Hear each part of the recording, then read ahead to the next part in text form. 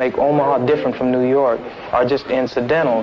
The problem exists because white people think they're better than black people, and they want to oppress us, and they want us to allow ourselves to be oppressed. This is the I agree with you perfectly. This is the basic problem. Then what do you that want to white talk to me people about? think they're better What's it than that I can others. do? I can't solve the problem. You guys pull the strings that close schools. You guys draw the boundaries that keep our kids restricted to the ghetto. You guys write up the restrictive covenants that keep us out of houses. So it's up to you to talk to your brothers and your sisters and persuade them that they have a responsibility. We've assumed ours for over 400 years, and we're tired of this kind of stuff now. We're not going to suffer patiently anymore. No more turning the other cheek. No more blessing our enemies. No more praying for those who despitefully use us. We're going to show you that we've learned the lessons you've taught us. We've studied your history, and you did not take over this country by singing "We Shall Overcome." You did not gain control of the world like you have it now by dealing fairly with a man and keeping your word. You're treaty breakers, you're liars, you're thieves, you rape entire continents and races of people. Then you wonder why these very people don't have any confidence or trust in you. Your religion means nothing. Your law is a farce, and we see it every day. You demonstrated it in Alabama. And I can say you because you're part of the whole system. You profit from it. In fact, you make your living from it. You couldn't walk around and talk to people, stand up in your pulpit on Sunday and preach nice little songs and say, now we're going to give thanks to the Lord for he is good and old Jesus be among us. As far as we're concerned, your Jesus is contaminated, just like everything else you tried to force upon us is contaminated. Well, so you can have him. And here's what I'll say. I wish you would follow Jesus like we followed him. Because if you did that, then we'd be in charge tomorrow. I think the problem is so bad that we can have no understanding at all. You think it's gotten to the point where there can never be that reconciliation? Then? No. You talk about justice, and it means one thing to you, and we talk about it and it means something else to us. And it'll always be that way. And I'd like you to know I have a terrible feeling against preachers, because I think you guys are the ones who are largely responsible for the problem in the first place. And you can accept it or not any way you choose. And for you, this may be an excursion, you know, across the line. What about the person that wants to listen? I genuinely feel that I want to listen. Well, if you listen and try to do something, you get kicked out of your church. See, that's the way your people are. Well, we do make changes, right? I mean, so the changes that have come have been drastic. God bless you, little brother.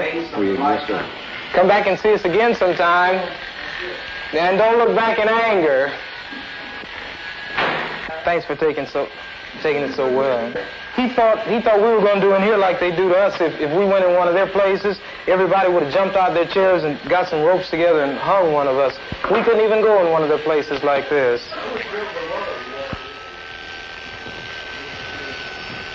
Right, Daniel? Yeah. Right. Which is the bigger threat to American democracy and the Constitution? A Vietnamese mother suckling her child, or a white racist governor in Alabama who says, in so many words, to hell with the Constitution and Johnson and everything else? Which is the greater threat to democracy? This is true, but these people have a kind of self-deception. You know, they believe, they circulate these myths so long that they've begun to believe them. And once you believe them, as they say, if you define a situation as being real, it will be real in its consequences. And this is just what's happened. They've come to actually believe this. And any evidence to the contrary, he's the exception. But the fact is, all the people who do struggle hard enough to accumulate a down payment, they do want something better for themselves and for their kids, and they hope that their neighbors will be the same kind of people that they are. A black man fights for the white man, not for himself. He tells you to bleed and you bleed. He said, go bleed in Korea for the white man, and you go bleed because you have to. He tells you to go to Vietnam or Lebanon or Laos, and we have to bleed. Then in Mississippi or Alabama or Omaha, Nebraska, where they're taking our rights and we know who the people are who are taking them, we don't have any blood then. We're radical. Just because we want to get the rights that we fight overseas for so the white man can have. We fight over there to defend his women and children and defend his land from attack. And while we're over there fighting for him, our own people are being attacked by the same white people over here we're supposed to be fighting to defend. Right.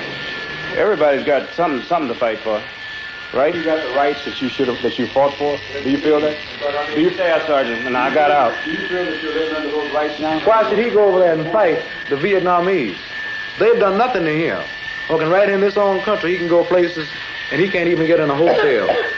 I mean, and he can drive in a place and might not even be able to get gas if the people don't look at your license plate and see where you're from. That's what he was talking about. Have you ever been in Hawaii? Yeah. What do you think about you? They're black as you are, and I am, right? Yeah. Okay then. What a bottle of beer cost you? 80 cents, don't it? Will they speak to you? Because they got long, pretty hair. No, that's not what the white men got there and contaminated them. You can't go to places in Japan, man. And you know what? You know why? The American white men. Yeah, but the Japanese gonna keep you out of why? But look, man, let me say this now. Even if you go some other over there and they mistreat you, well, you can't feel too bad because that's not your home. But when you come to your own home and be mistreated, then you really feel mistreated. This is my home here. And if it's being a fight, we should fight here. Amen. Right. You know what I mean? Why go over there and fight? Have you ever been turned away from a hotel by a Vietnamese, by a Chinese, a Japanese, a Korean, a Lebanese? How about a white man? Yeah. Then if we should fight the man who's hurting us, and the white man is one, and he lives in this country. Make Omaha different from New York are just incidental.